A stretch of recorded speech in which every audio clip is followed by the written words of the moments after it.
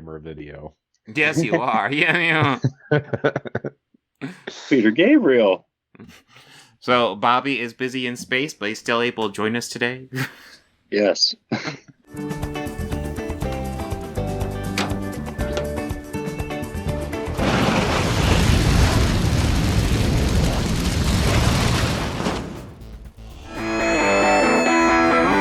Terrorists?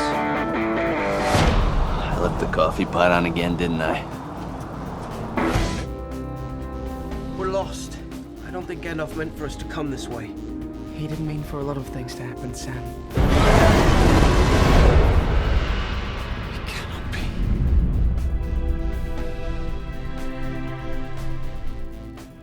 I come back to you now, at the turn of the tide. I heard you beat up a bunch of teenagers. I didn't beat up any teenagers.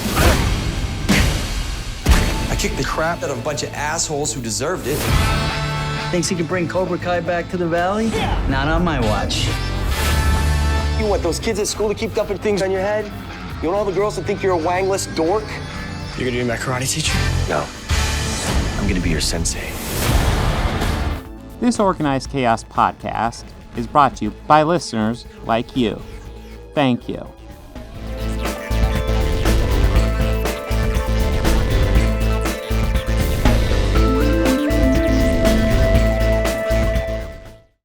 Hello and welcome to another Organized Chaos podcast. Once again, joining us for the very best podcast in the known universe. Joining me this week, we got Bobby and George. How you guys doing? I'm doing well. How are you guys doing this week? Doing good.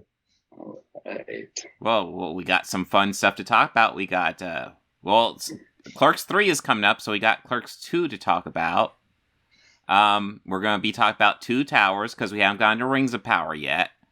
But yeah, there's definitely stuff to talk about for Rings of Power in the news. And then, Season 5 of Cobra Kai came out this week, 9 months after Season 4. And we're behind, so we are just going to be talking about Season 1. So, we're up to date with Cobra Kai like 4 years ago. Yeah. But, yes. Excuse me while I brain fart. No. We got some news to cover today. So, obviously, the big news going around. Queen Elizabeth II died. Yes. 96 years young. She, yeah. That's still a hell of an accomplishment, just 96 years of life. However, you may feel about the monarchy over there and all, but that's still an accomplishment. Yeah, I know. Like, it's one of those things where, like, I don't actually have a whole lot of thoughts towards it because, you know, I'm an American and the monarchy just always seemed like a tourist attraction to me. Just, okay. Yeah. Cool. But my daughter actually brought up an interesting idea about how, listen, they've definitely taken up a couple news cycles in the United States over this event. Yeah. And they've talked about in the UK how they're planning a month of mourning, which is just going to be conquering the news pretty much excessively the whole time. And it was just like an interesting idea of like what's going to be happening like in their legislature while the news is directed towards this event. Getting real close to an election season too. Yeah. It's like, we'll have to see how that shakes out. But yeah, it's an interesting situation they have here. I mean, it is an election year as well. Yeah.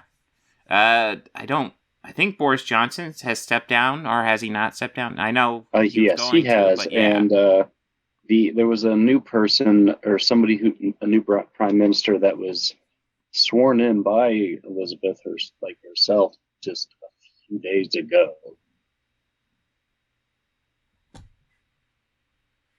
I did not. Liz Truss. Okay. Is the current prime minister, yes. Yeah, she was she was met and approved, or I'm not exactly sure how all that goes exactly, but I do know that that it all happened, and or she had met with the Queen just a few days or even last week. Well, King Charles has officially become the king. I believe the proper title is King Consort, but like he's king. Yes, king. And of course, they played the Queen classic "God Save the King" for him. Yeah. I assume it's the Queen version, right? Yeah, I think possibly. Yeah. And I believe like his wife, Carmela, right? Yeah, Camilla. She is now queen. Yeah. Mm-hmm. And I think the oldest boy, William, he is now the Prince of Wales. Yeah, and his wife Meghan. Yes, I believe so. Yeah, Yeah, he's the Princess of Wales, and I believe Harry has forgot all titles. I believe so. Yeah, I see. There's some family drama in there. I know. The family confused me because you have Harry and Meghan wanting to separate, but then they're also we don't want the press of being like part of the royalty, but then they still manage to make it into their press cycles every couple weeks, and I'm like, are you really not in it? Are you really? Oh wait, I said William earlier. It was Harry who married Meghan, right? Yeah, it was Harry with Meghan. William. That's right. Who is? Oh, Kate. Kate is William's wife. Kate, that's right. That's right. Yeah. How do I know that? I don't even keep track of this stuff, and I could come. I don't either. I mean, I still find that the secession order. I find that kind of interesting. Yeah, for sure. Not gonna lie, it's interesting. That whole, I guess, world with kings and in the times of kings and queens is something that's always kind of fascinating to me. Just the history of it, and even that whole process. Mm-hmm. But really, the politics of that time are really what's more fascinating to me. Yeah. But that's kind of all the note I have. I mean, it's very sad. There's been tributes pouring out from a lot of all over the land. Oh, for sure. Yeah, all over the world, actually. But yes, anything we want to add before we go on to the CNN rabbit hole I ended up going down earlier this week? No. All right, so CNN released a very interesting article on Rings of Power earlier in the week, and I have a clipping here of the part of the conclusion, which is very telling. Amazon's Lord of the Rings series is reportedly the most expensive TV show ever made. Okay, yeah, no, that's technically true. What price, though, will it pay for featuring non-white actors in its main roles? How will fans react? How fans react will be one of the most interesting plot twists in the coming months. This is from CNN, essentially taking the anti-woke narrative. What was the name of this article here? I need to be careful not to close the window. But yeah, it's... Don't they have a new owner? Yes, that sent me down a rabbit hole to find out CNN has new ownership. And the new ownership has vowed, he essentially has vowed to take CNN away from its lefty side and take it in a more moderate direction. Now, anybody with an actual brain knows CNN's not lefty. CNN's like corporate moderate milquetoast already. So when he says he's taking a more moderate direction, he means taking a more right-wing direction. Yeah. So, yeah, don't be surprised to see more stuff like this from CNN. I was just shocked to see them actually do an anti-woke article. I was just like, wow, really? Wow, yeah. And fun fact, because I haven't seen all 3 episodes, but I've seen the first 2 episodes of Rings of Power. I have to say, it's a really fucking white show. I mean, all the talk of diversity, I want to say 70% of all the scenes are white guys talking to each other. Just, come on, guys. Come on. Okay. Get a grip. But yeah, it's kind of amazing. But, yeah. Going on to Steve Bannon got arrested for his wall scam. Oh, hold on. Let's just let this photo marinate just for a second. Yeah, it's a good one. It's nice. All right, yeah, sorry. Yeah. Steve Bannon, I believe his legal title is piece of shit. Mm-hmm. Yeah. Syphilis in a suit. Yeah, something like that. Referred to him. as that before. He's awful. I don't know if he has anything to do with Breitbart, but he was one of the big guys before Trump, and then he was Trump's campaign manager for a while. And I know he worked in the White House for a while. But yeah, he's a complete piece of shit. He's getting busted for his whole wall scheme, trying to fundraise for the wall, selling bricks of the wall to people to get their names on. Oh my god. And it's all a complete fucking scam, of course. Oh, he's just a pandering jackass. Yeah, and he's arrested, and I appreciate it. There's more people I want to see get arrested, but Steve Bannon's a solid fucking start. Holy crap, yes. Yeah, one card at a time. Yeah. And then final piece of the news was D23. I've not seen all the trailers. Apparently they're doing like a secret project. They revealed a secret project, so I guess less secret now. Doing Werewolf by Night, I believe it's called. Not something I was expecting at all, but it sounds interesting.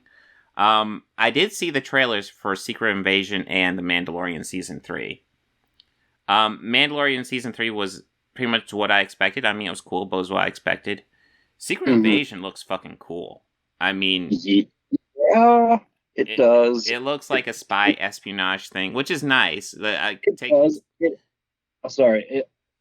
think it looks something that's like darker than what Marvel has been lately. I think they're actually going a little bit of a darker route, and I'm very excited to see where they're going to take it.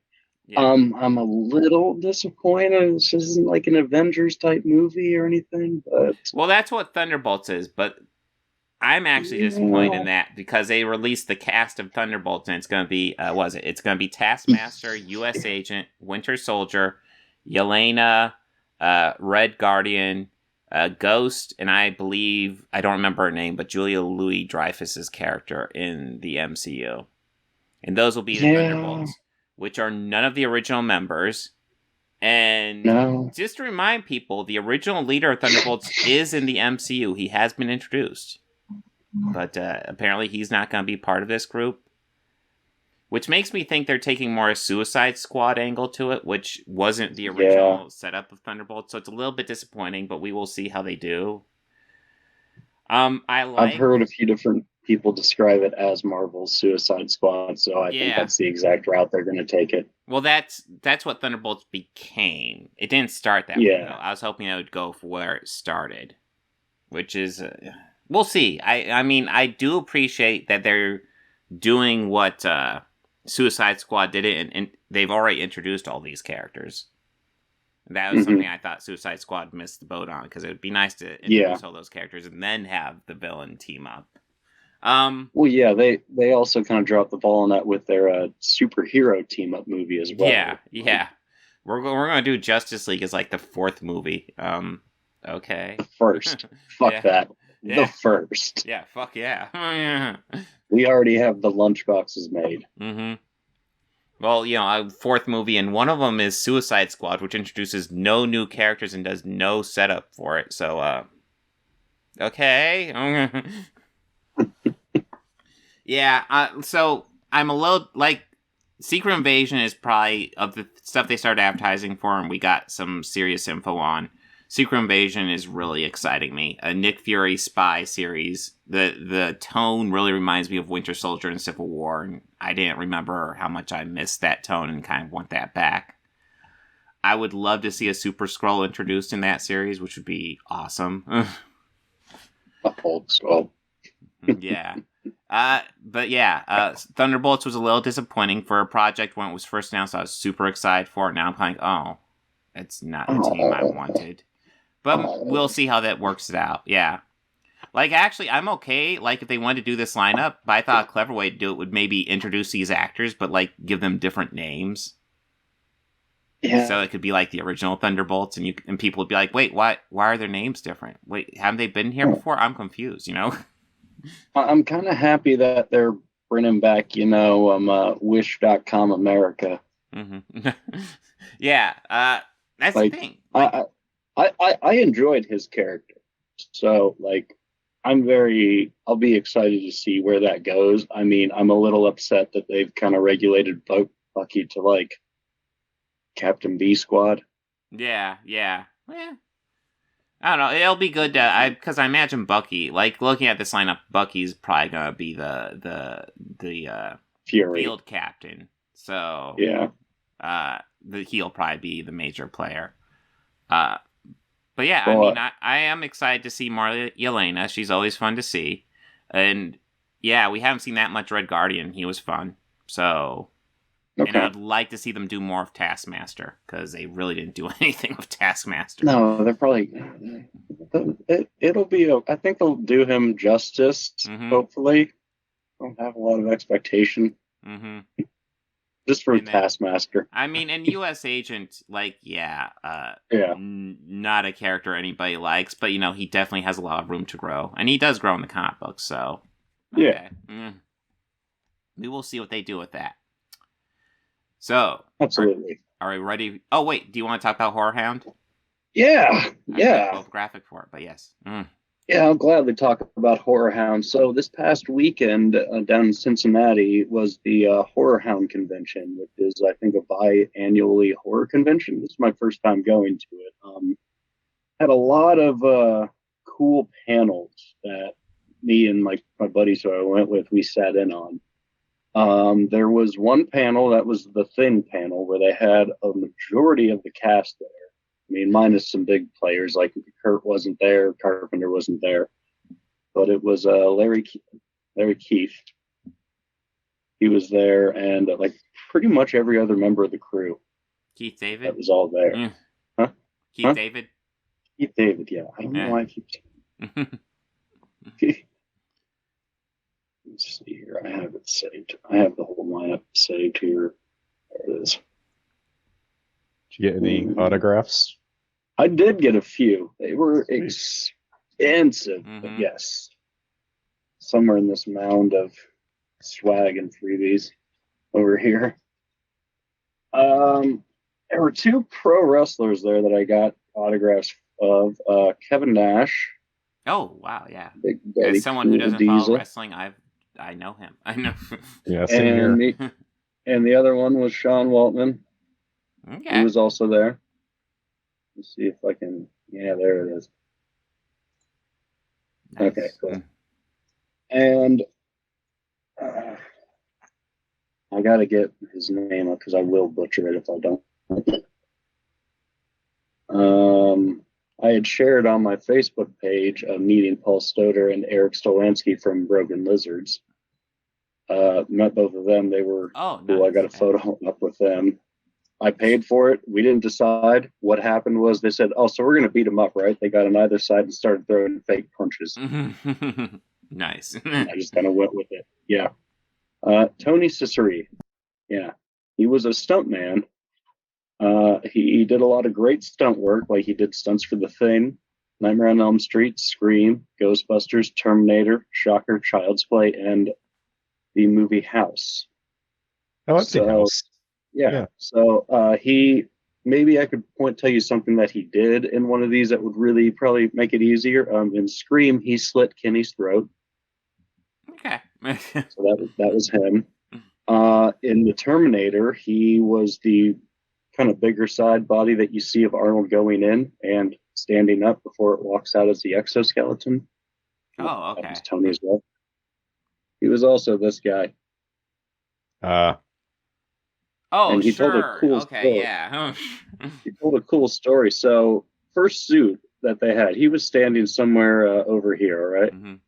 Oh, for people listening, it's a picture of the Stay Puft Marshmallow Man. It's a picture of the Stay Puft Marshmallow Man, and it's a picture of the miniature when he's climbing the tower right before, and it's just a prop guy with a flamethrower about to set the dude on fire. Mm-hmm. So I guess the first suit they had, the head split open, just from the heat. It just split in half.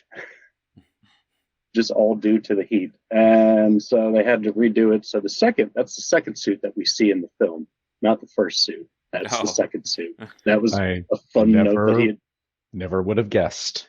Yeah, never would have guessed that. But he said they filmed that in Los Angeles, and they filmed the other stuff of like the miniature and everything. They filmed that set there, and the boys were out in New York filming on the buildings, and they just compiled both footage together, and that's kind of how they got that effect. And he also threw that photo in when he explained it. Oh, nice. So it's like that's cool.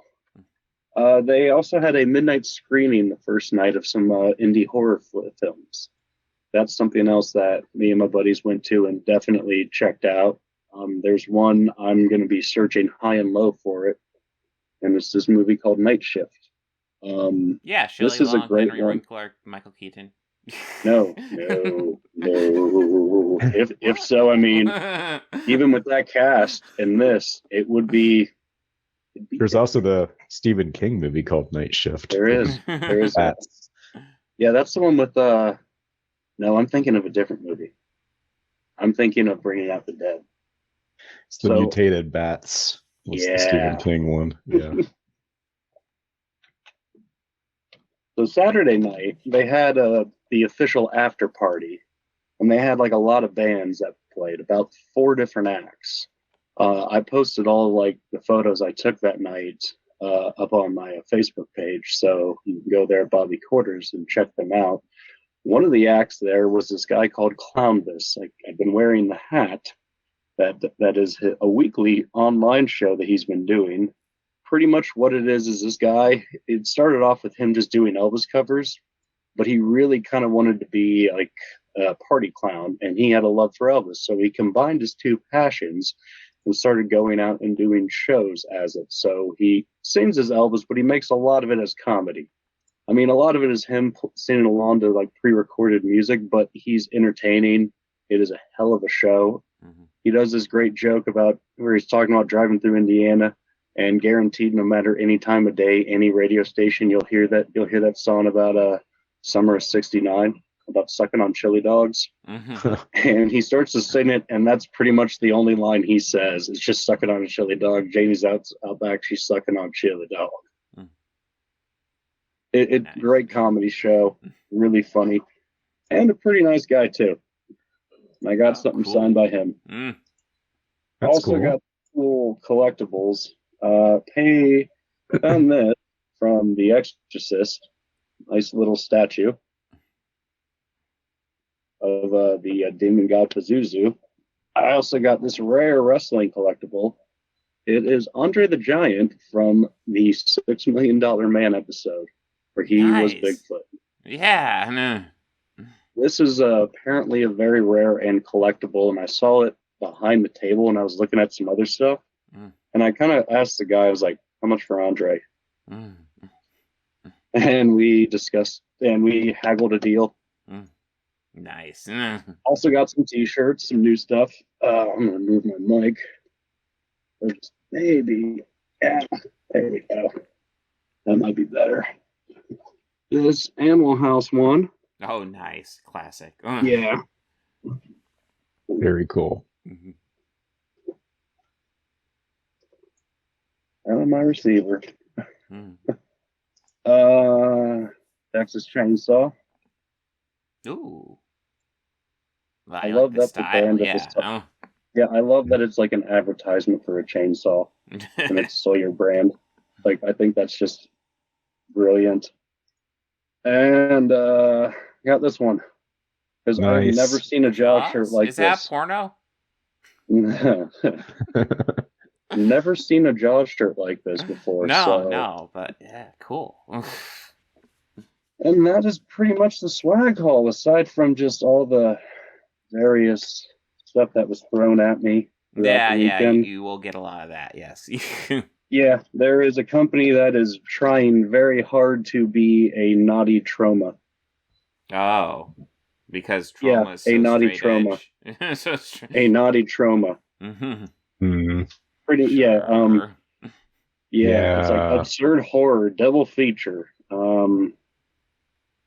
Night on Elmo Street.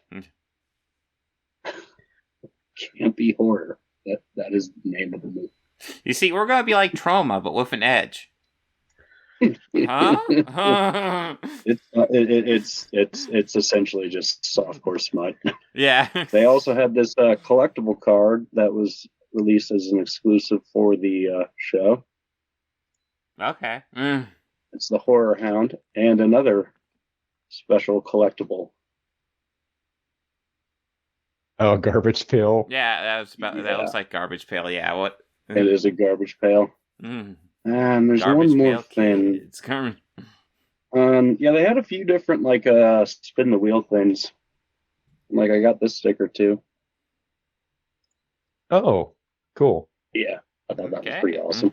And they had these kind of bloody burlesque girls there. They are called the Gore, Gore.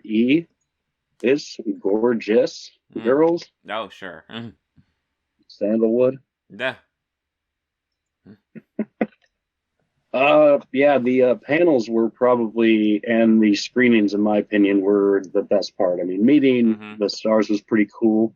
That was awesome. My one friend and I that I went with, one of the guys from The Warrior was there because they had like the entire cast of, a lot of the cast of the thing there. Thomas Waits, who was in the thing as well.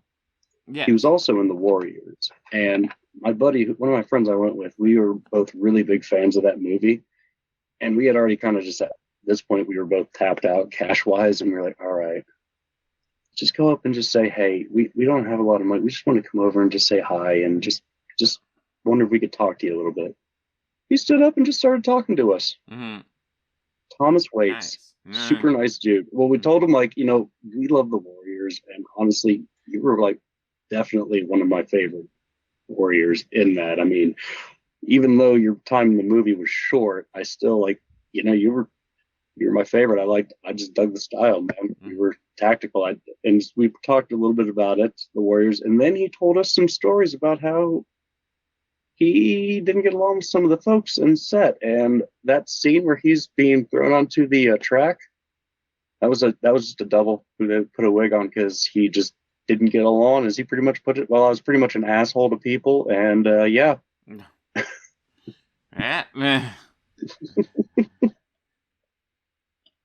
But he said he it was just an instance of him just being a drunk idiot, and he got sober, made amends, and things are better now. But it just goes to prove, don't be an asshole.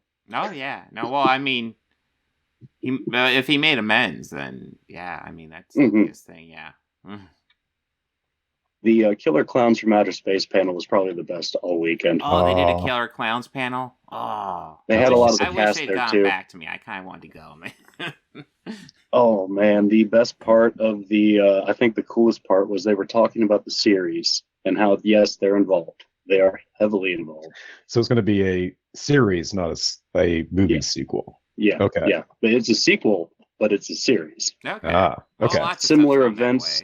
And honestly, series but won't also be just as well produced anymore. So yeah, well, it's still the same creative team. They were there mostly plugging that and the game.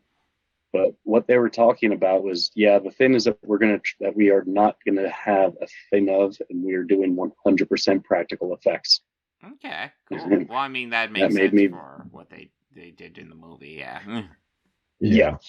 It seems like we're used to working with a minimal budget, so the fact that we're given a budget now, we're gonna make this. A budget?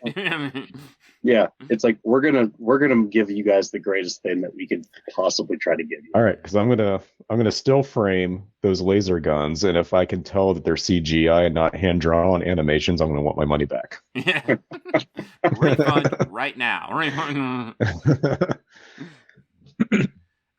Let's see. Anything you want to add, or do we want to move on to the Clerks? Oh no, that was a lot of fun. It was a lot of awesome. fun. Yeah. We should talk about that movie if you haven't talked about it yet. Which one? Killer Clowns from Outer Space. Yeah. We watched it the second night we were down there. I was about ready to say we could add that to the Halloween list because I'm trying to keep a lot of October open to just talk about Halloween stuff we want. I've already thrown Fright Night in there because I was like, I want to talk about Fright Night. But oh yeah. Right. Talk about the original Creep Show too. Yes. Yeah, if you guys have ideas of things you want to add in for October, just type them in. I might rearrange it, but yeah, we will try to get horror themed stuff Yeah, and if you're watching on YouTube, absolutely, just type in the comments horror movies. Yeah, you think absolutely. that If you you guys would have enjoy suggestions, watching, or let you us want to know. hear us talk about. Yes. Yeah. By the way, we just Speaking reached of- 100 subscribers, so thank you guys. Yes, so thank you, people. Yeah. Like, I remember my old channel, like 100 takes a while. 100 probably takes long. It probably takes longer to get to 100 than it does to get to 100 to 1,000. It's just one of those weird YouTube things. That's for the podcast channel, right? Yeah, the podcast channel, yes. Got it. Yes. Okay. But yeah, yes. Oh, go ahead, George. I'm always up for watching and talking about horror movies I've never watched. So nice. this time of year, for me, like September 1st up to Thanksgiving is Halloween. Yeah. So Brian and I pretty much, that's all we watch is we binge through stuff. I saw a couple good ones last night. Do you have Peacock, George? No, but everyone keeps telling me that that's a good place to get content from. Well, they do have a fairly decent, I mean, a lot of it is very Netflix-ish horror. So, like, there's like the 11-11-11, 12-12-12. Kind of weird off-the-shoot B-rate movies like that. But there's also some really good gems. Like, one of my personal favorites, The Exorcist 3, is on there. Yeah, I've seen that one. Okay, yeah, that's like one of my favorites. Just terrifying. Yeah, we Everybody knows watched through. Exorcist 2 is the best one. Oh, all right, Bob. Nobody's willing to die in this hill with me. No one's willing to die. No, you're gonna die on that hill, man. I'll die on the Halloween 3 hill. I'll join you on the Halloween 3 hill, though. Yeah, that one's... Yeah, I'll agree. I love the first 3 Halloween movies. Yeah, I mean, I have a kind of a special spot with 6 for those. Like, I kind of like 6. Return, right? Number 6 is Return. I believe. Or Curse. Yeah. Or Curse. Okay. No, Return is definitely one of my least favorites. It's 4. No, wait. 5 is one of my least favorites. Yeah, no, I'm thinking Revenge. Is one of my least favorites. Revenge. 4 is fine. Who on earth could ever get the Halloween movies confused? Yeah, I know. I mean, they only choose your own adventure franchise. Who could find? I mean, there's so confusing? few of them. It's like it should be easy to keep track of them, right? It's not like they did like a million or anything. Yeah, oh my god! No. It's not like they aren't still going. I mean, they had some. Well, they had some sense of consistency. I mean, it's not like a Jason series. Which usually the torch is passed within the first 5 minutes of each beginning. Yeah. To say the least. That's the thing, like... Or even Nightmare. Or even the Nightmare series. I kind of always thought that was weird, where there was rarely reoccurring kids. That's true, but I mean, Nancy was a couple of them in Nightmare. Yeah. And then I mean, obviously in Halloween it's gonna be Laurie. And then, the closest Jason gets is Tommy, I would say. Yeah. Yeah. But never played by the same actor. Yeah, I guess you're right with Nightmare. Yeah, no. There was the survivors from 3 that were killed off in 4. And then I think the lead in 4 was in the beginning of 5. Dream Child after Dream Warriors, Dream Child, and then Dream Master. Dream Master, yeah. And I think in that one it was just new people that just, oh hey, look, there's new people, and that's the one where she absorbed their dream power.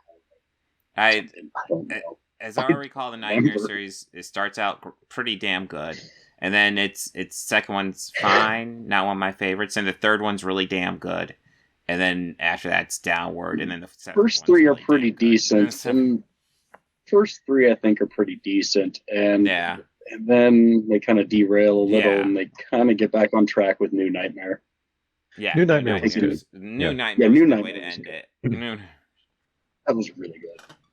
They had that creepy kid in there. Yeah. But let's speak of another terrifying sequel. We are, of course, talking of Stephen King's Clerks II. Oh yeah. So terrifying. Let's see, Kathy Bates is in it. Yeah. James Caan, I think, was in bad. Drew Barrymore. Drew Barrymore was the first kill, I believe. Yeah. No, it was Omar Epps and Jada Pinkett Smith. Oh, you're right. You're right. I got confused. And then they wake up, and then it's actually a movie being watched by Kristen Bell and Anna Paquin.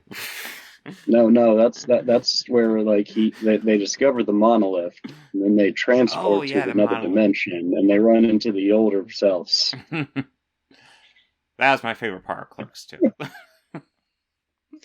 Yes, the monolith scene was just superb. No. Oh, Clerks II. No. What was it? Like 12 years or something? Wasn't the first one 91 or was it 94? Oh, 94, I think. 94, okay, so yeah. 12 years. Yeah. And this was 96? This is 2006. No, this was 2006. Yeah. Oh, I meant 2006. Yeah. 96 was same year as 2006, right? Yes, that 10 really, years. it's the same. It's the same. It's, yeah. Don't overthink it. It's the same thing. Well, I mean, there was controversy around our president in both times. Sure, so, yeah. Sure. I think, Bob, we saw this opening week or something. Yeah. Was it you, me, and there's a group of us that went to see this opening weekend. Yeah, I know you were there. Week too.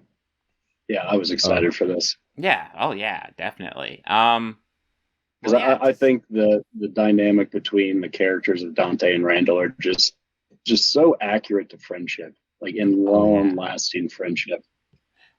Kevin Smith can write that just so well. Oh, also, like. Go ahead, George. Oh, go ahead. No, I was just gonna say that Bob and I were laughing quite a bit throughout the movie because there's an actor that looks almost exactly like our friend Ricky when he was younger. And he's still very much. Yeah, I kind of looked at Bob. I was like, who does he remind you of? And Bob just started bursting out laughing. Was it Elias? Yeah, it was Elias. Ricky doesn't look much like that anymore, but at the time, he very much looked like Elias. Had the long hair and the sweatbands. And the same awkward personality. Yeah, we love Ricky. Ricky, if you're watching this, we love you. Yeah. We love you, man. Reach out, man. Ricky sounds like an all right person. Yeah. But Clerks II. I still enjoy this one, but I did find it interesting. I don't think it's as good as the first one. Especially, I don't think it's aged as well, which is an interesting idea. Some of the jokes don't land. Well, I'll give you that. Some of the jokes kind of don't land as well. Yeah. There are a lot more gay jokes in this one than in the first one, which I thought was an interesting thing. And like I said, I felt the first one, the gay joke could kind of be still working this time, just read differently. And here it's just gay jokes. Here it's just Yeah. I mean, it doesn't bother me a ton, but it's still kind of like it's that toxic kind of. You know. Well, it's also product of the time because I know I did gay jokes during that time, and it's like, really, Jesus Christ, And I'm sure knowing who Kevin Smith is, he feels the exact same way. Just like why? No, it was just like bathroom humor. I mean, at the time, it was funny and it was acceptable to. Yeah. It's just looking back on it, like the '80s comedies had a lot of that too. It's just doesn't age well. Yeah, and so much of it in the '80s in particular was definitely played for laughs, and and a lot of it doesn't age well. Like you'll watch some of it now and just go, oh, that's great. I did think the dynamic with Dante was similar. Like in both movies, he has two girls essentially after him.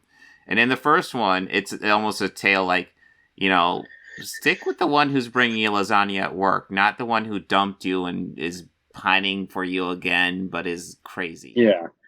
Yeah. And, in this one, he has a girlfriend that's all over him.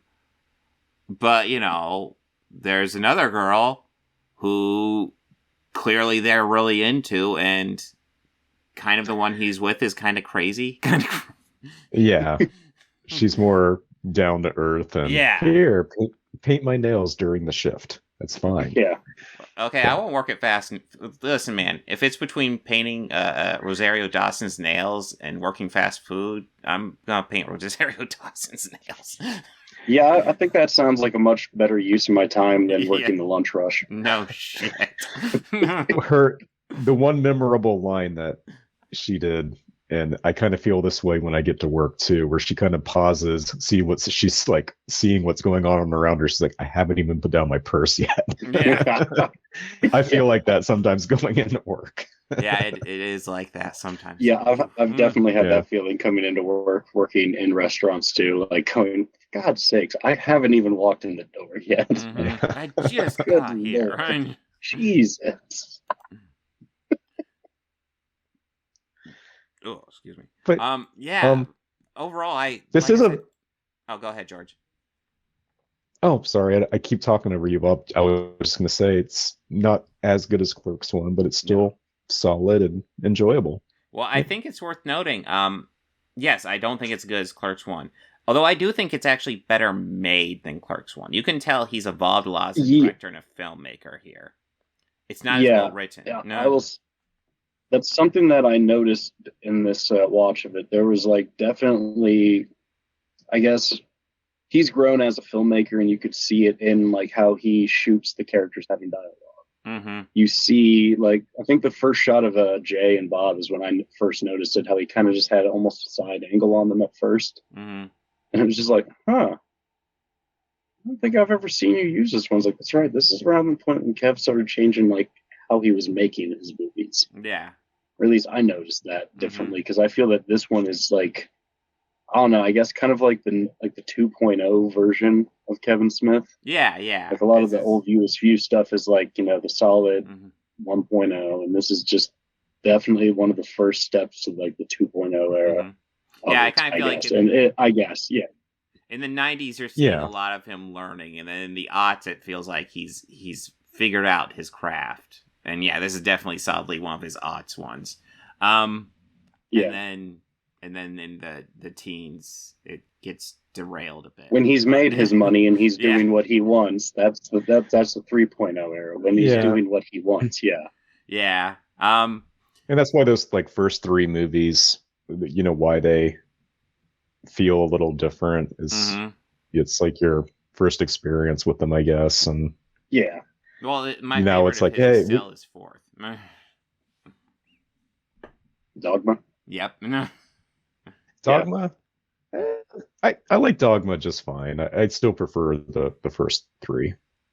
I don't know about all the first three. Like I haven't revisited Chasing Amy in a while. I don't know how well it's aged. Maybe it has. Maybe it hasn't.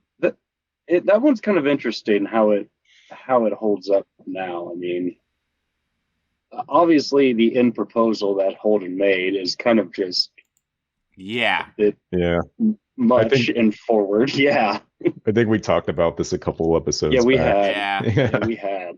Yeah, and I know that I had mentioned it last week that somebody on Twitter had kind of didn't give it a most kind review, and then eventually Kev got involved, and he was just saying like, well, I wrote this one. I didn't know any better either.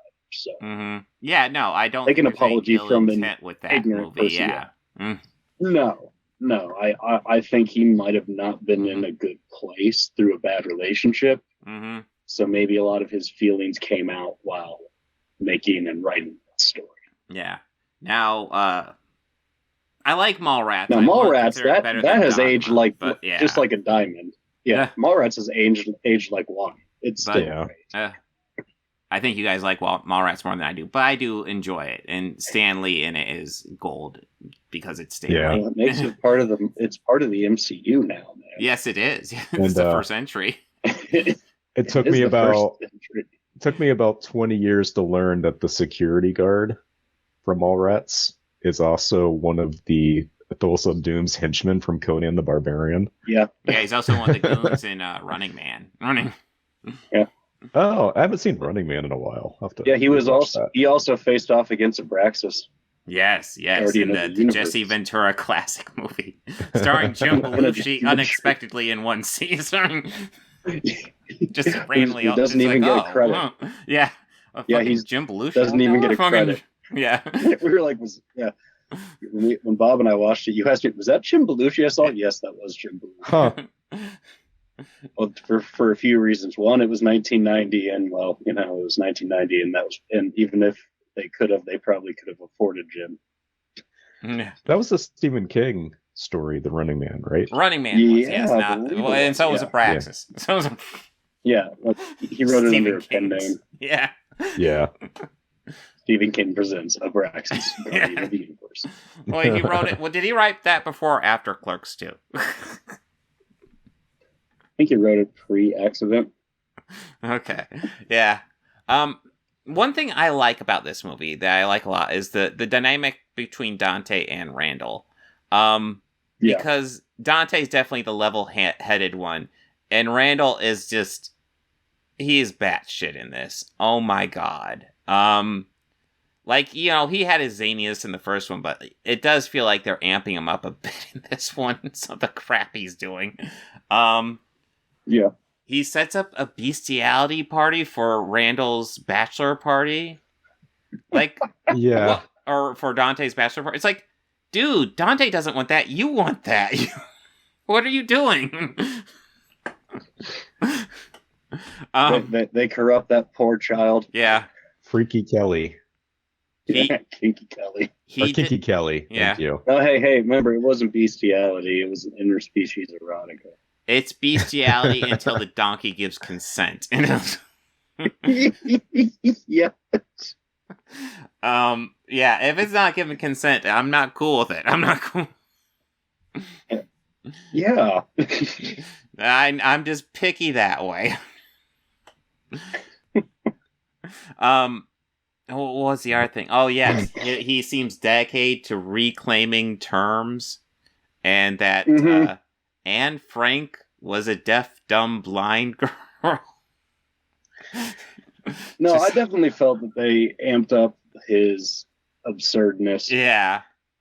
A little bit. And I think you can kind of tell that by the first moments with him in the movie, where he kind of completely ignores the fact that there's fire and fire crews. He just walks right in. Oh, I love that, though. Hilarious. Yeah, I think it's hilarious. Yeah, no, it's a whole place on fire. And you know that feeling when you're walking to work. Just completely not thinking about what you're doing at all and just on autopilot, just walking into work until the firefighters have to chase you out. Yeah, I think it's more of Dante's reaction is how I could tell. I was like, oh, are they going to be ramping Randall up in this one? Mm-hmm. Yeah. But I do like how the film starts in black and white and just that very sharp and quick transition. Yeah. Where we get little teases of it with the fire, and then we get the shot from outside where we kind of see the saturation of it coming up, and the shot outside instantly. Like, bravo. That was just beautiful. And it was very seamless. And one thing I definitely want to give this movie credit for is finally getting Goodbye Horses onto a soundtrack. Congratulations, Clerks II. Congratulations. You did what Silence of the Lambs couldn't. Yes. Yeah. No, that's a movie that we should talk about for. Yeah, oh god, October. I love Silence of the Lambs. Yeah, Silence of the Lambs. Ooh, we could even split the difference between Manhunter and Red Dragon. Yeah, we'll do a whole discussion on compare.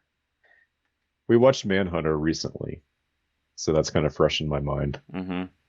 Well, that's also a Michael Mann one, which is interesting. Yeah. Yeah, it's not bad. I just kind of wish maybe it's not bad. The DVD release though, had slogans across the top. Critics agree it's better than Silence of the Lambs. And it's like, no, it's not. Shut up. No, it's no, it's not. Silence of the Lambs is literally one of my all-time favorites. So I just know. It's one of the best movies ever made. Manhunter is a good movie, but it's not even close. Now, I kind of wish that it would have been maybe Michael Mann's direction with the cast of of Red Dragon. That's just maybe me. I'd really like to see how he would have directed that cast. The only thing I could say is, if William Peterson played Will Graham in Red Dragon, that would have been, top notch right there. Billy Cox wasn't bad as Hannibal Lecter either. He wasn't, Brian but Cox? you know, No, once Brian Cox. Yeah, Brian Cox. once Anthony Hopkins did the role, though, it's like that's Yeah. it. There's no other. There's That's- no other Yeah, Hannibal. it's kind of almost like if we can't get Hopkins, we should just scrap the picture. And I haven't watched the TV show because I'm like, it's not Anthony Hopkins. Although I do want to give it a shot. I have not seen Yeah. the final season, but the first 2 seasons of that TV show are actually pretty good. Mads Mikkelsen is not Anthony Hopkins. You are correct, but he's pretty good.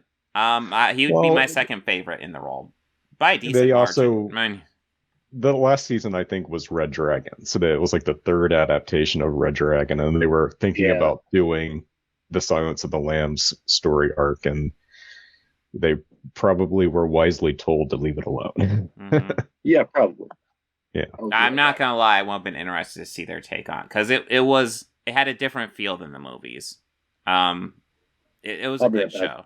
Yeah. Maybe I'm the only fan of the three of us here, but yeah, I like the show. Silence is still amazing, though. We were watching She-Hulk episode before last where she's going down to see the prisoner and they're like, don't approach the glass, don't touch it. And then she's like, why? Is he going to serve me the fava beans and a nice Chianti? Yeah. Because the whole scene... Nice. Well, I knew that the whole thing leading up to it, this is very much, they're doing the Silence of the Lambs scene where they're walking down the hallway to the prison cell. He's giving the instructions as they're walking there, and it's like, yeah. So, wait, am I seeing Tim Roth or Anthony Hopkins? But yeah, those will be fun to discuss. Yeah, we should add those. Hopefully, yeah. I don't want to get too eager to add stuff because stuff seems to pop up quickly too, and stuff gets rearranged. But yeah, I'm trying to keep it as empty as possible for stuff like that. So yeah, Silence would be a great one to add. I would dig talking about Silence and doing a rewatch of that. But yeah, I don't know if I need to see that much of Jay as well. Yeah. I get the joke, but holy crap. Isn't that supposed to be a children's restaurant? Of course, God, this stuff Randall's saying inside. Holy shit. And they make jokes a lot like that, where it's so inappropriate and there happens to be a kid nearby. Yeah. Oh my God. It was like the scene with the cigarettes in Clerks 1. It's like, it's so inappropriate, but we have to, put the kid aspect to it too, to make it even more inappropriate. Yeah. Don't look at his pee-pee. Oh, and the scene with the cigarettes. Oh, okay. Where he wasn't paying attention and sells the cigarettes to the kid. That kid. They definitely got more cameos in the store, which I liked. No Matt Damon cameo that I saw though, but we got the Ben Affleck and Jason Lee, who I believe didn't start working with Kevin very Smith memorable until Jason Lee. Yeah, they didn't start working with him until Mallrats, right? I don't think either of them were in the first Clerks. Yeah, that sounds right.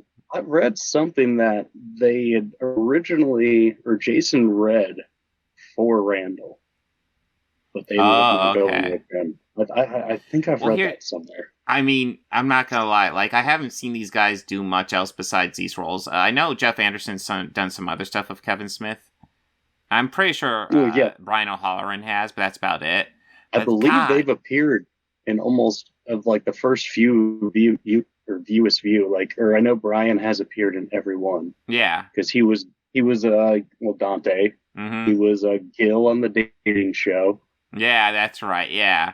He played one of the executives in Chasing Amy with Matt Damon. Right. Dante has like a billion brothers that are like identical twins. And they all last name were Hicks. Yeah. They're all Hicks. Yeah. Mm-hmm. And he was a reporter in Dogma. He was reporter. Yeah. I'm Grant Hicks. Yeah. Jeff was also in that. Yeah. Jeff was in Zack and Miri. He had a pretty big role in that one. Yeah, he was also in Dogma. He played the gun salesman. That's right. We call this piece the fecalator. One look at it and target shits him or herself. Nice. Yeah, I forgot. Yeah. Yeah, they might be in most of them. Well, I did read the story behind Clerks 3.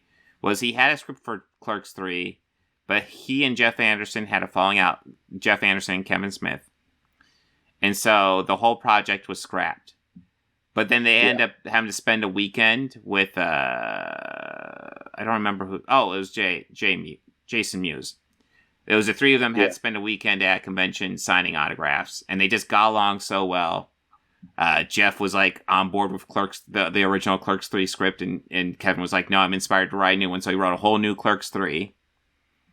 And Clerks 3 sounds semi-autobiographical because I haven't seen it yet, but the story synopsis I've read is essentially Randall has a heart attack and decides to make a movie about being a clerk. Yep. And he pretty much makes Clerks, I think. Yeah, it sounds like it. So, God. Which is funny because I've heard Kevin say, even on the original commentary, where he talks about this and how he says, I originally wrote this for myself wanting to play Randall, because that's why I gave Randall all the best lines. And then I realized I can't fucking act. So, well, I do. And that's why he did that. And I think it's kind of only fitting that it ends that way, because that is really the whole inspiration behind the character of Randall, is pretty much how like Kev wanted to have himself be depicted, I guess. Yeah, exactly. But I do like Kevin's line. Like, Silent Bob throughout all these movies has the big inspirational one-liner that puts the protagonist on the correct course. And in this movie, it's perfectly lined up. We need some wisdom right now. Suddenly they all look to Silent Bob. He's just like, I got nothing. Yeah, I got nothing, guys. I got I loved it. And then he and Jay kind of snap at each other. Yes. It's like, what the fuck do you add to the conversation? You talk all the time, but you don't add shit. I think he stated somewhere that Jay and Silent Bob are modeled off of R2D2 and C3PO. C3PO, just a foul-mouthed version of him. I kind of love that, yeah. I can see it. That's what's crazy. Because R2 has the various little gadgets, save the day sort of thing. Silent C3PO is kind of like the more flamboyant, kind of like outrageous kind of. I kind of love that, though. I never put that together, but yeah, the fact that I can see it, if C-3PO and R2-D2 were drug dealers outside of a quick stop, that's what they would be. Yeah. But, the whole movie ends with them becoming clerks again, except they bought the quick stop, which, okay. Yeah. In the end, Dante, of course, picks the right girl. Yeah, there's a small montage of like them fixing it up, and they even steal like a few of the shots from the original, like when Bex is replacing the light bulb. That's when Dante's replacing. It's the same angle and everything. It's like, hey, that's cool. I know at the end of the movie, I saw that there were thanks where they thanked the family and it said, "Thanks for allowing us in the quick stop one more time." So it is an actual building that's owned. Oh yeah. Yeah. Okay. We didn't bring it up last time, but one of the good little trivia bits about it is the reason why they did the gum in the lock thing was because they could do night shoots and call it daytime. Yeah. Which is so the locks can be down. Yeah. So that way, if they had the shutters up, all these lights would be beaming out on them, and there'd be no way to convince anyone that it's nighttime because and then because they tried it at first, and then people kept fucking coming in. Eating stuff like cigarettes, so they had to do that. Do it after close. Yeah. Just shoot overnight. Which makes sense. It's early filmmaking that Kevin Smith was learning, and he's getting creative with his resources, and that's a sign of a good filmmaker. I enjoy this. The first one's definitely better, but I enjoy this. Kevin Smith has become better as a filmmaker between this and the first one, which is very noticeable. But yeah, I still just enjoy I think the first one's just more charming. But yeah, I could agree with that. Yeah, I agree. I still enjoy this one. I like it a lot more, and like we've said, it definitely shows Kevin's progression as a filmmaker, and I enjoy watching that.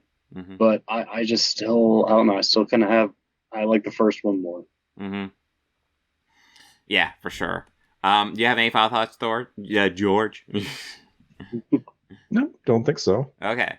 This one didn't even have a hockey scene. It doesn't. So 0 out of 10, guys. 0 out of 10. Well, yeah.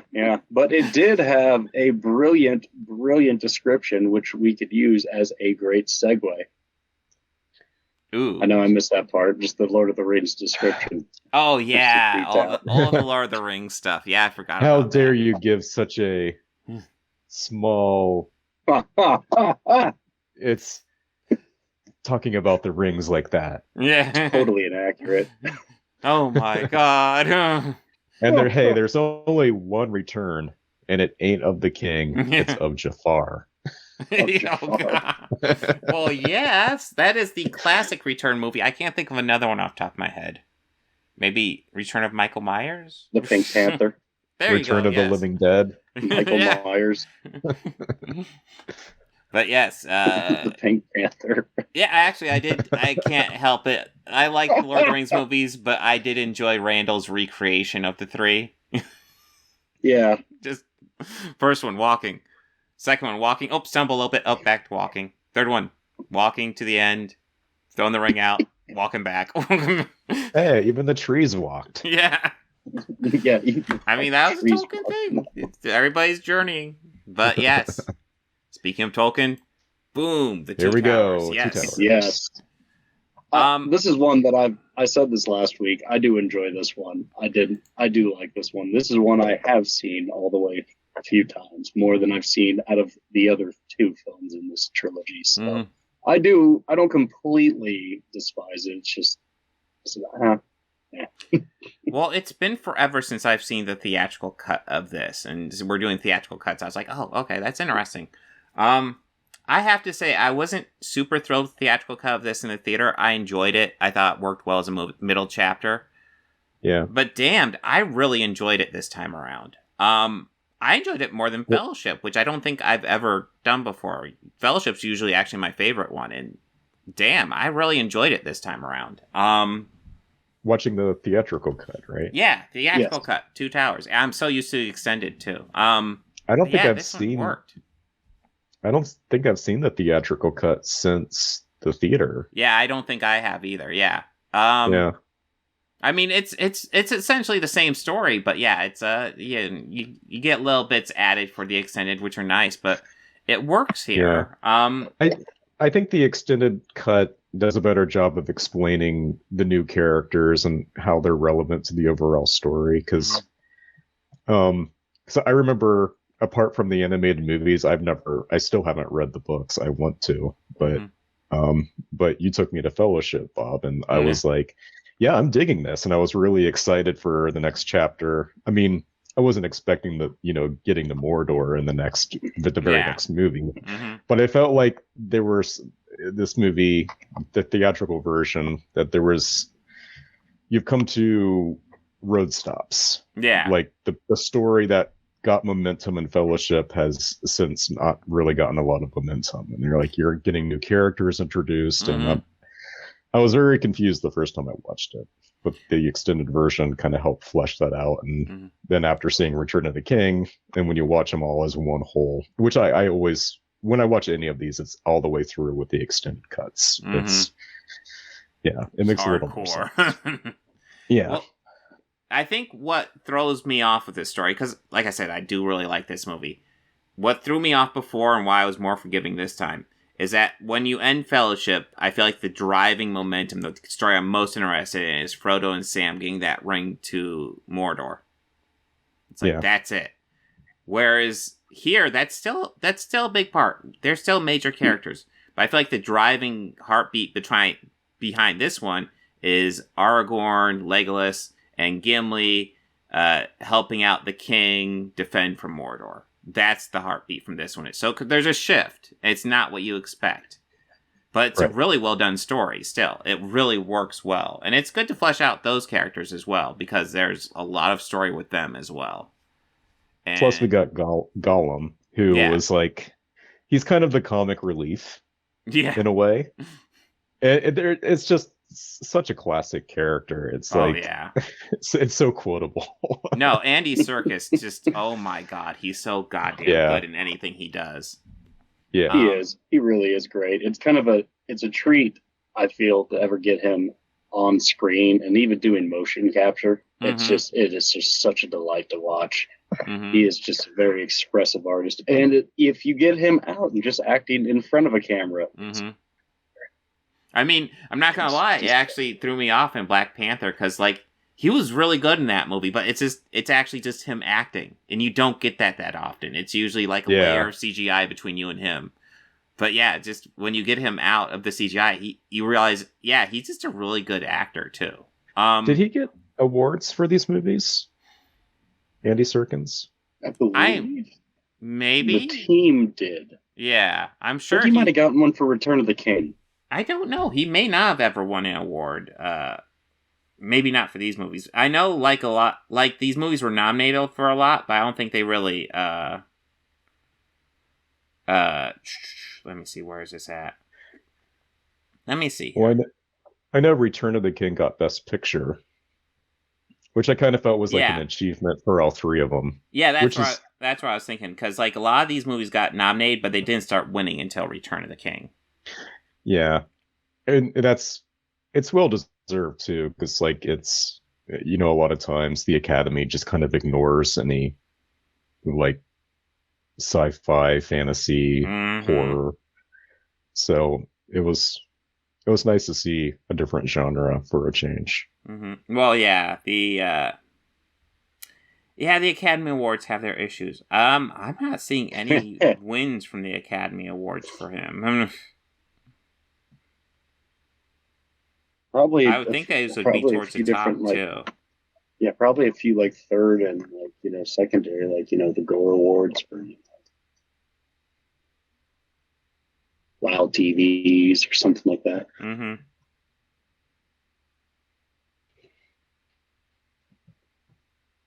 Let's see. What is this? Oh wait, that's Screen Actors Guild. Saturn. Yeah, I'm not sure if he won any Academy Awards for this. He deserves them, though. I mean, Gollum was just such a great creation. Yeah. I think the biggest CGI character before Gollum was Jar Jar Binks. I remember at the time thinking, oh, well, I think Gollum was first. He was the first one, right, guys? He was... It's Jar Jar. No, it was Gollum. Jar Jar came soon after, guys. No, it was Bruce the Shark. Sure. Yeah. Or the rotting decay. And I think E.T. I think Phantom Menace too had the first example of, like, the big scale, like, duplicated, like, battle scenes, right, with, like, the thousands of characters in a single shot. Yeah. Yeah, I think it was, yeah.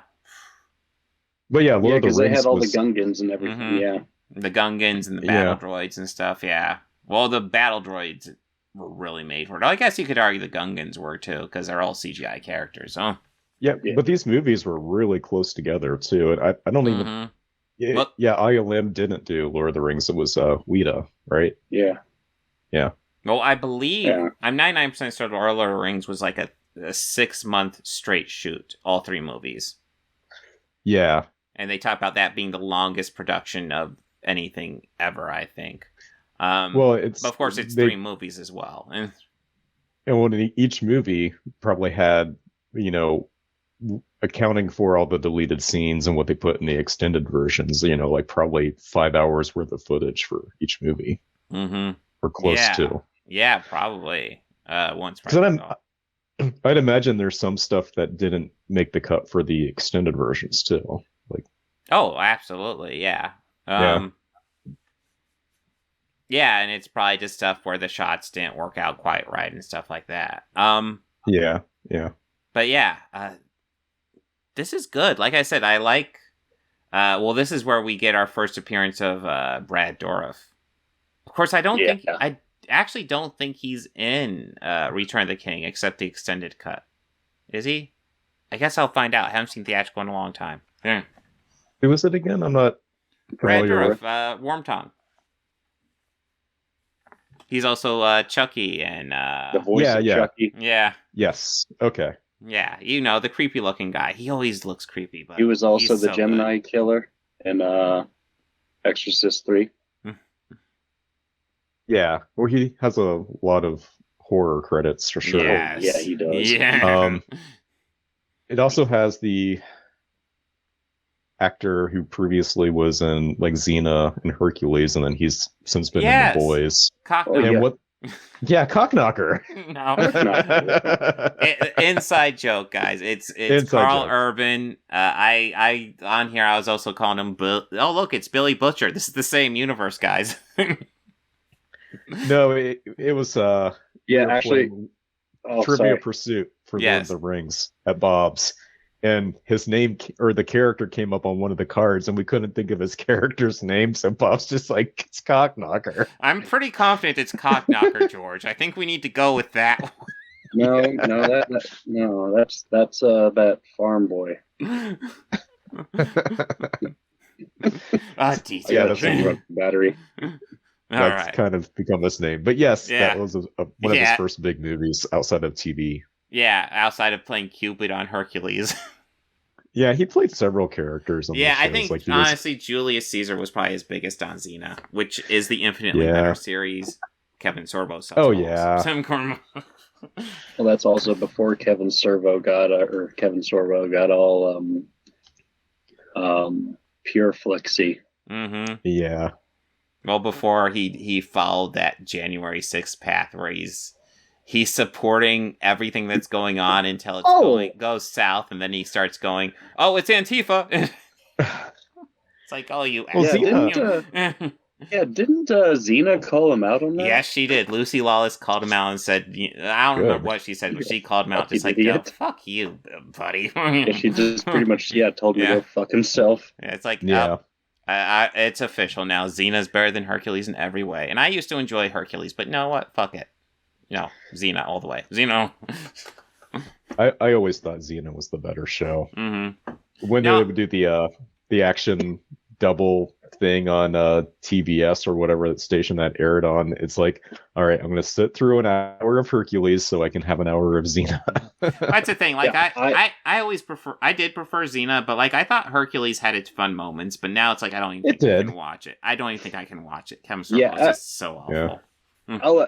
I'll admit, at first I was a bit more of the Hercules fan, but it got me just to randomly watching a few Xena episodes, and then more becoming a fan of Xena. And then I realized when I watched, like Evil Dead and stuff, where I kind of will occasionally be like, wait a minute, I know him. I feel like Sam. Where I know him from. Oh, Ted Raimi. Well, no, Sam. Well, mostly Bruce, and I felt that way first time I saw Ted like out of makeup or anything. Just going like, I know him from somewhere.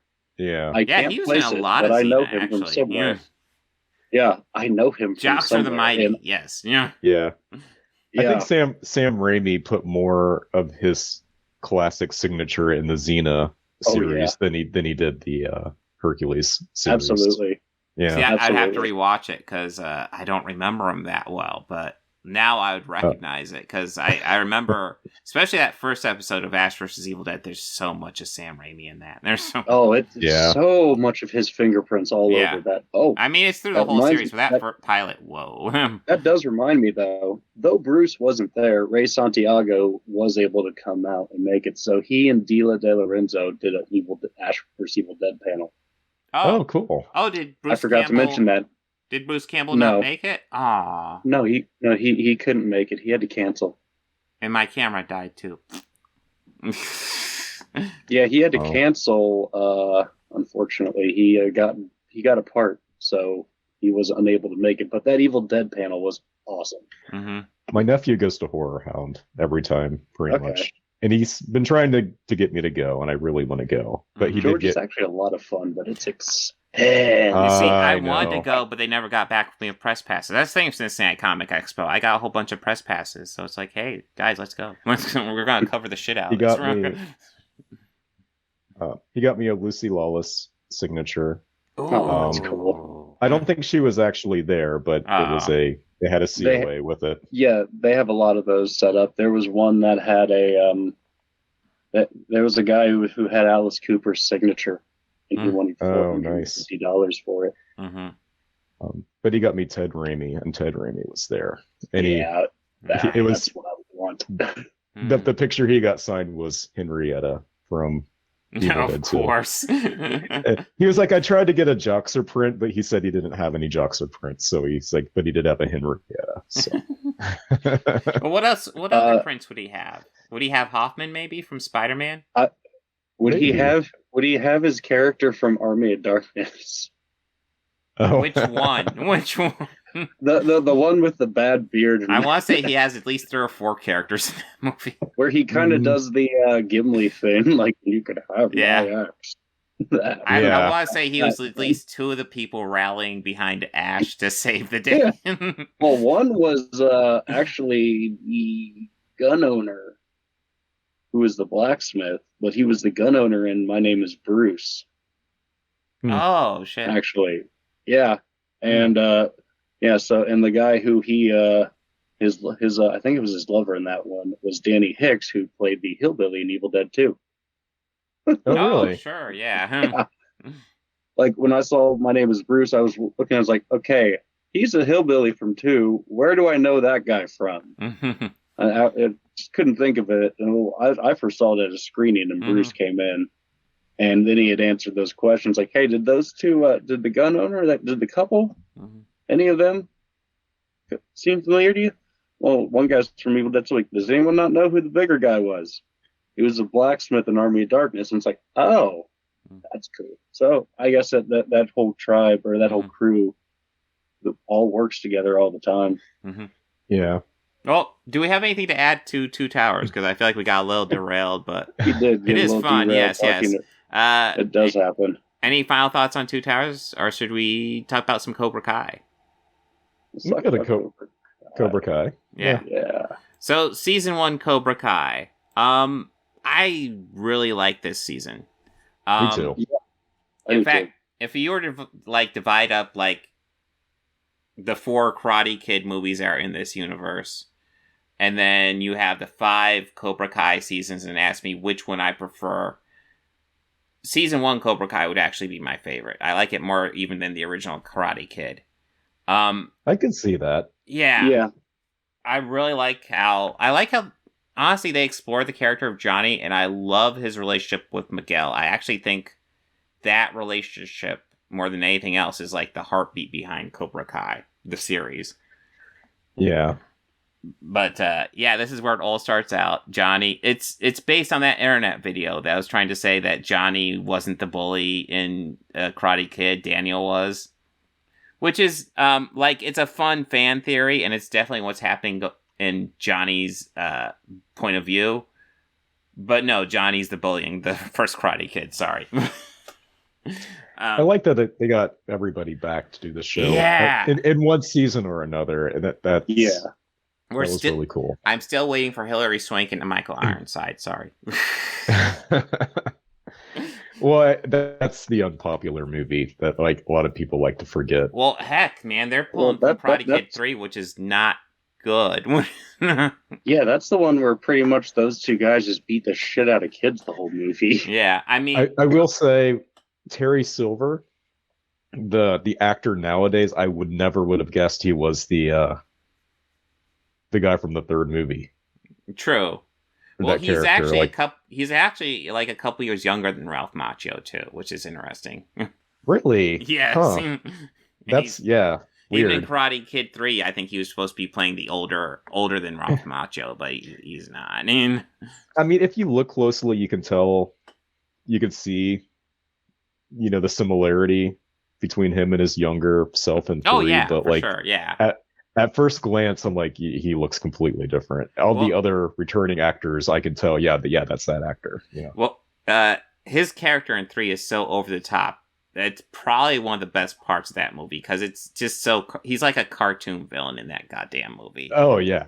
He is this billionaire plotting this evil plot to overthrow this kid in a karate tournament, in an under-17 karate tournament. What the fuck? What? Well, he doesn't have anything better to do, so it's amusing to him. It's like, okay, this is your when end goal Mr. for all Miyagi, things? when Mr. Miyagi kicks his ass, that's the classic kind of like, you know, the mentor knows what they're doing when the mentor steps in and like defends the student and you know, gives the lesson by kicking the other guy's ass. Yeah. But through wisdom. But yeah, we're only mildly derailed from season 1 here because Terry Silvers doesn't come until later. But yeah, I he really comes in the last episode, doesn't he? Huh? He comes in the last episode. Season 1? No, that's Kreese. Yeah, that's Kreese in the last episode of this season. Season 3, I think, is Terry Silver, right? Okay. 4. Okay. I thought I ended at season 3, so I have seen most of 4. Okay. Yeah. I wasn't quite I'm sure in the where I middle of left 5 off. right now. But I did rewatch this recently, so it's pretty fresh. Okay. But yeah, I like the development of Johnny. I like how both Daniel and Johnny begin in like the opposite places they began in the movie. Like in the movie, Daniel has like nothing and Johnny's got the rich bully. And then in a lot of ways here, Johnny's got like nothing and Daniel's kind of the rich bully. Daniel's at least a bit more thoughtful than Johnny was, but like, yeah, that's kind of their position in this season. And Johnny is like, he stops these bullies from beating up Miguel. And it's kind of like he finds his place with Cobra Kai. But he's still teaching them the wrong lessons, even though you could tell he means a lot better than Kreese. But Kreese is who he knows as a karate teacher. And I like the development of Johnny. And kind of the bittersweet ending of this season is just, yeah, Cobra Kai wins. Miguel wins the tournament, but he doesn't win. He's attacking a kid's weak points. And Johnny, unlike Kreese, Johnny's telling him, hey, back off, you know, you don't need to be doing that. You can win fair. And, you know, but unfortunately, that's not the Cobra Kai lessons he's been teaching Miguel. But yeah, I like this season a lot. I will say, we'll probably get to him at some point. I don't like the other seasons as much. I'm still hoping it picks up. But yeah, what are your guys' thoughts on season 1 overall? I didn't. Well, like you had said, I really enjoyed the full character growth and development that we saw with Johnny throughout all of it, and yeah, I mean, he's still a little rough on the edges near the end of season 1. Yeah, I mean, he's still an asshole. Oh yeah, for sure. I mean, I really enjoyed the in episode 9 where he and Johnny kind of, well, you know, they both kind of have to bond, you know, him and Daniel, they both kind of realize that, you know, after 30 years or so, that they have more in common than they realize. I mean, they spent some time bonding over the fact they have a common ex, which is kind of an interesting thing to bond over, but I could see it. I could see it a lot.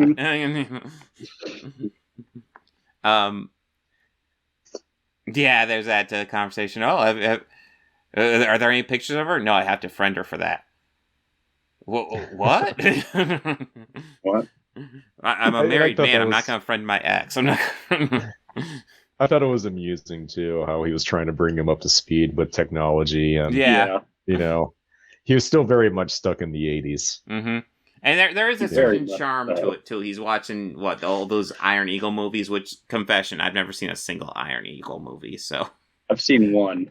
Yeah. No, I haven't seen any either. Yeah. Yeah, you're not missing much, guys. No, they kind of remind me of what was the other big franchise that had like a ton of movies? Navy SEALs.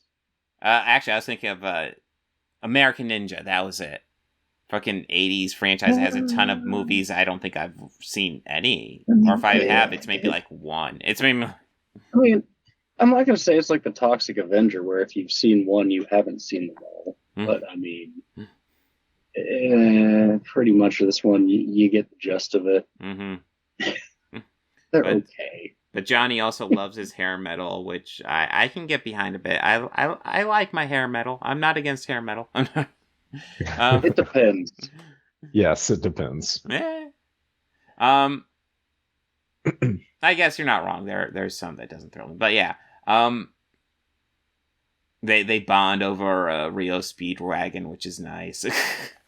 Daniel and Johnny. And that's the thing. Like, there are some real highlights in this series where Johnny and Daniel bond, and like, it's like I like them when they're friends. They work well as friends. There's actually a chemistry, and I suspect that's the chemistry between the actors. I suspect they probably get along fairly well. But it's a very fragile friendship. Oh yeah, well they always think of a reason to break them apart. Kind of drives me nuts. And they both get a little immature about things like all the time, and in a way that's kind of annoying. But it doesn't take away much from the enjoyment of the show. Mm-hmm. No, it doesn't. Mm-hmm. So. Well, that's the thing. Between the two, Daniel's definitely the more mature of the two. But man, when it comes to Johnny, he can get just as immature as Johnny does, very easily. Jesus. But yes, I love how Johnny's kind of finding himself as a sensei. You can almost tell, like, Johnny's training Miguel kind of like Miyagi trained Daniel, except a lot less structure. Just having him do odd chores and shit like that. But yeah, it's a good season. This is a really good start to this series. As I recall, it started on like YouTube Red or something weird like that, right? Yeah, that's right. Yeah. Before it moved to Netflix, Netflix. Yeah, I think it was like the one of the series that launched YouTube Red. Yeah, YouTube Red, and then there was probably some series that started PewDiePie or something. Were studios just kind of shy on picking it up at first? Well, I don't know. I think YouTube Red might have bid a lot for it because they wanted to essentially start a streaming service of their own, and it just didn't take off. They just needed something that would go for them, I guess. Yeah, because essentially Cobra Kai did take off, but nothing else on YouTube Red took off at all. Like, everything else was just a flop. Well, I never truly understood YouTube Red, especially the name. It's like, do you not know what RedTube is, guys? Why would you choose that name? Do you not know? Yeah, not the best executed. Yeah, not the best execution, guys. But it's like bands who don't do a quick Google search before choosing their band name to see if there's anything out there that has a similar sounding name. Mm-hmm. Yeah. Well, what? Fun fact: do you remember Do you guys know the original name of Van Halen before they settled on Van Halen? No. I do. I can't think of it. I've heard this. No, I definitely know it. It was Genesis. Was it really? Yes. Yeah. And somebody pointed out, there's a British band that's pretty popular that has that name. Well, that had originally happened with another band. The Grateful Dead was not their first pick. They were originally going to call themselves the Warlocks, but one of the guys in the band recalls going to a record store and just flipping through albums, and seeing this thing called the Warlocks and thinking, well, crap. Also, I believe it was Phil, and he had said it in his book. And he's like, now, to be completely honest, I was probably on LSD at the time, so I do not recall if I actually saw it or not. But how they came up with Grateful Dead is they just kind of opened up the dictionary and right there. I think there's been overlap with band names, popular bands where there's a rapper called Prodigy and then there's a band called The Prodigy. Yeah. It's just an example. Mm-hmm. But possibly, yeah. Yeah. I know that there is, like, I know for YouTube Music, there is, like, Mike Gordon of Fish, their bass player, okay? But there's also some independent rapper who also goes by Mike Gordon. Mm-hmm. So it's a little interesting when you put it on shuffle. There's a Genesis rapper as well, because occasionally when I'm doing like yes, that was on Spotify for a bit, yeah. Whereas Spotify, they merged them for a bit, and now they're like, oh, a new Genesis album. You like Genesis, right? I'm like, yeah, but that album cover looks weird. What, really new stuff? And I'm clicking, no, this isn't Genesis. Let Peter back into the band. But what was there? Oh, yeah. So there's Fish the band, and then there's the former lead singer of Marlinian, Fish. Yeah. Yeah, there's all types of stuff like that. But, yeah. Any final thoughts on Cobra Kai? I really did enjoy it, and I I thought the series was a great idea from the first episode. Oh, So, yeah. Yeah. Just I thought it was a brilliant take, and more just echoing the same thoughts. Yeah, Yeah. Well, I remember just seeing when I first saw like Cobra Kai as a series, it didn't thrill me. Then I saw the trailer. Yeah, I saw it'd be about Johnny kind of picking himself up, rediscovering himself. Like, oh, there's a lot of growth you can do with that character. I'm kind of on board now, and that's a lot of what the first season is, and I really enjoy it. Yeah. Oops, wrong one. There we are. Okay. So yes. So I guess all we have is next week. What is next week? Clerks 3? Which I was concerned about, but I have seen certain theaters are starting to announce plans to show it. So it should be I already got tickets for tomorrow. Oh, quit bragging. we'll probably see it Friday. We got Return of the King, and then we got Rings of Power episodes 1 through 4. Okay. Should be fun. Yes. So, anything you guys want to add before we sign out? No. I don't think so. All right. Other than if you are listening, just make sure to check out some of the photos of the mini cosplayers I took snaps of and some of the concert pics. Oh, do you have them on your Facebook? Yes, I do. Nice. Okay. Check out Bobby Quarters on Facebook and on YouTube. If you're not subscribed to Bobby Quarters, I have you're new fired. crime You're stuff fired. coming. Yeah, I have new crime stuff coming. It's just compiling this stuff takes some time and a lot of mental breaks because it gets a little macabre. So everyone, we're going to do the freeze frame challenge. Whoever can hold their freeze frame the best for the sign out wins. Okay. And freeze frame. You guys suck, okay? I got this nailed. You can't even see my lips moving right now, you suckers. I know. You're cheating. Everyone have a good one. Thanks. Bye. Bye.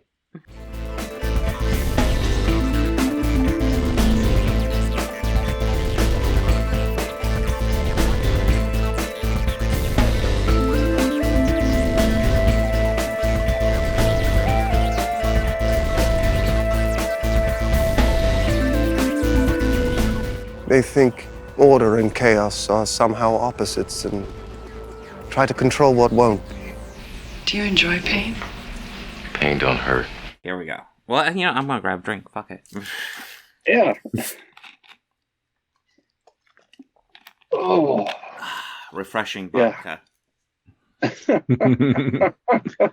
So, anyways. The wise not where you think. The wise.